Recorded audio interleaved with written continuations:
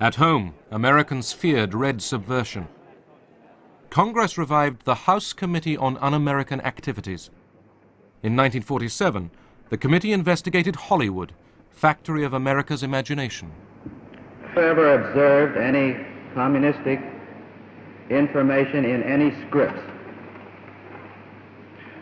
Well, I've turned down quite a few scripts because I thought they were tinged with communistic ideas.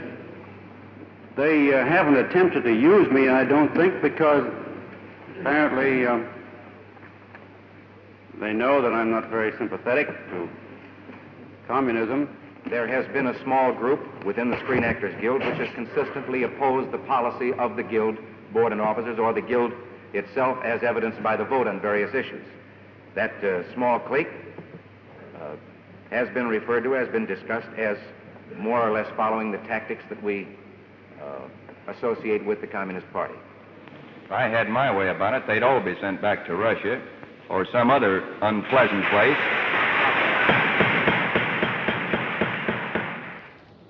Ten witnesses, the Hollywood 10, defied the committee's right to ask about their beliefs. Are you a member of the Communist Party? Or have you ever been a member of the Communist Party? It's unfortunate and tragic that I have to teach this committee the basic principles of Americanism. That's not the question. The question is, have you ever been a member of the Communist Party? I'm framing my answer in the only way in which any American citizen can frame his Then you answer to denied- a question then which you- invades his, absolutely invades Then his you right. denied, you refused to answer that question. Is that correct? I have told you that I will All right. offer my beliefs, my affiliations, and Here's the everything witness. else Here's the to witness. the American public, and they will know where I stand, as they do from what I have written. Stand away I from have the written stand. for Americanism for many years, and I shall Stand continue away from the to stand. fight for the Bill of Rights, which you are Officer, trying to take destroy. this man away from the stand. Others from the film industry demonstrated their support for the constitutional rights of the 10. Are you or have you ever been a member of the Communist Party? I believe I have the right to be confronted with any evidence which supports this question. I should like to see what you have. Oh, well, you would. Yes. Well, you will pretty soon. The witness is excused. Either you completely cooperated with the committee, which meant saying yes or no to the question about whether you were a communist or ever had been.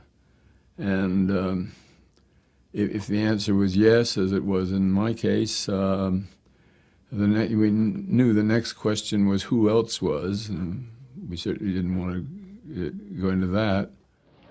The 10 were imprisoned. With hundreds more, they were blacklisted, their livelihoods taken away. People generally in Hollywood were pretty scared to have anything to do with us. Whereas before we went to prison, they had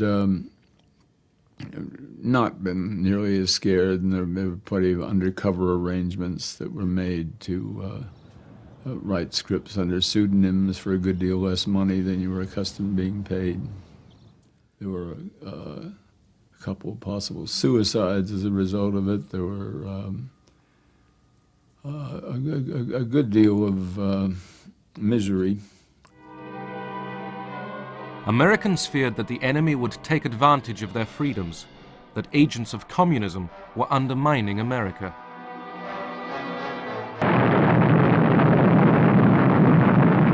The atom bomb explodes again in the headlines of the world. President Truman announces an atomic explosion detected somewhere in Russia, 3 years ahead of the schedule expected by the West. America's nuclear monopoly was over. Then came China. Tragedy overtook China. Armed and equipped by Russia, red hordes brought ancient Cathay to its knees. At the end of 49, all China sags under the red yoke. Republican Senator Joe McCarthy blamed traitors in the State Department for the loss of China. He launched his own witch hunt. Today, the most dangerous enemy agent is not so much concerned with the secret information about weapons as he is with infiltrating the necessary departments of the government and shaping and controlling the actions of our nation so that the enemy is progressively winning without even firing a single shot. Now, I intend to name names. John S. Service. And remember that name, if you will. I have never knowingly transmitted any information which was, shall we say, secret military plans. Service was hounded out of the State Department. I had trouble renting homes, renting an apartment in New York. And the companies, well, what did our stockholders say, you know? So the companies that I had known and had dealings with abroad, export companies, they said, sorry, we think you're a fine guy, but we don't dare touch you. One communist.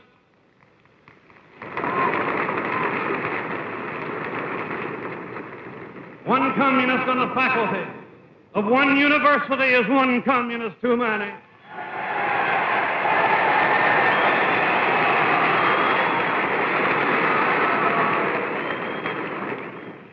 One communist among the American advisors at Yalta was one communist too many.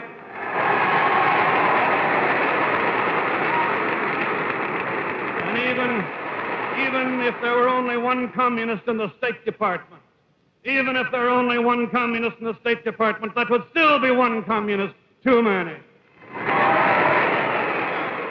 President Truman tried to dismiss McCarthy's attacks. Not a single person who has been adjudged to be a communist or otherwise disloyal remains on the government payroll today.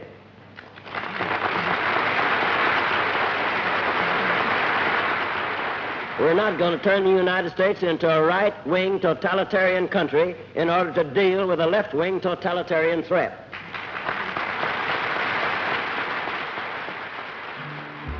But leaders of the American Communist Party were jailed, and the persecution spread. Left-wing labor organizations were banned, radical groups indicted, demonstrations broken up.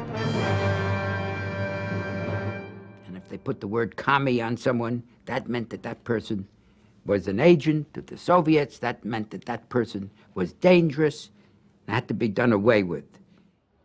The FBI under Edgar Hoover uncovered several Soviet spy rings.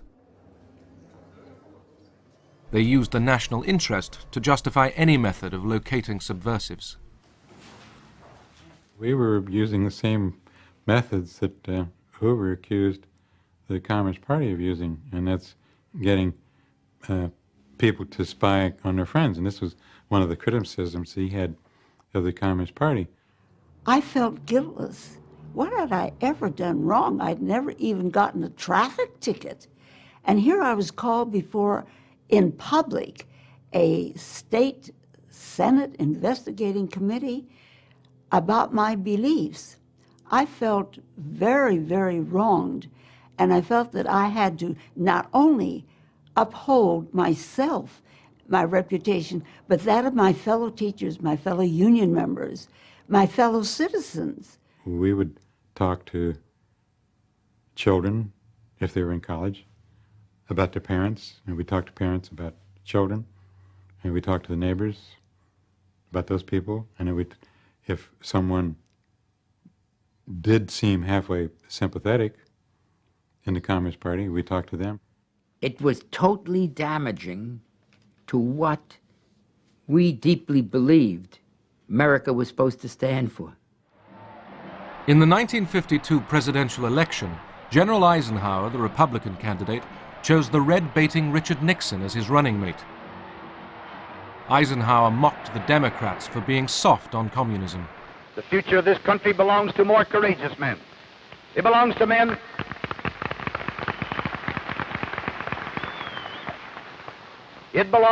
who know that freedom's fight must be forever, relentless, uncompromising, and fair. It belongs to men who, today, are ready to bear spiritual and intellectual arms against an alien army of communist ideas. To get elected, Ike needed the support of Joe McCarthy and his right-wing followers. I spent about half an hour with the general last night. While I can't report that we agreed entirely on everything,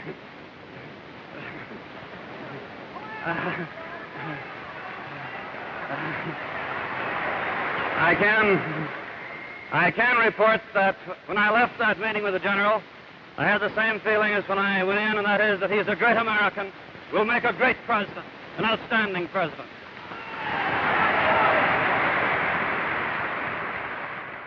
Right from the beginning, he detested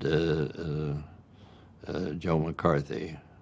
McCarthy was the first-class demagogue, and Eisenhower just couldn't stand that type of person. Eisenhower's old wartime commander, General Marshall, was accused by McCarthy of treachery. Intimidated, Ike dropped words praising Marshall from an election speech he made in McCarthy's home state. He was roundly criticized for that, because it seemed to indicate that he was influenced by McCarthy. McCarthy now denounced leading Republicans and even senior army officers as communist sympathizers. But he had gone too far. Political opinion swung away from him, and his enemies gained courage. The names of communists. You say to the army. You've done enough. Have you no sense of decency, sir? At long last, have you left no sense of decency? It all sort of came to pieces.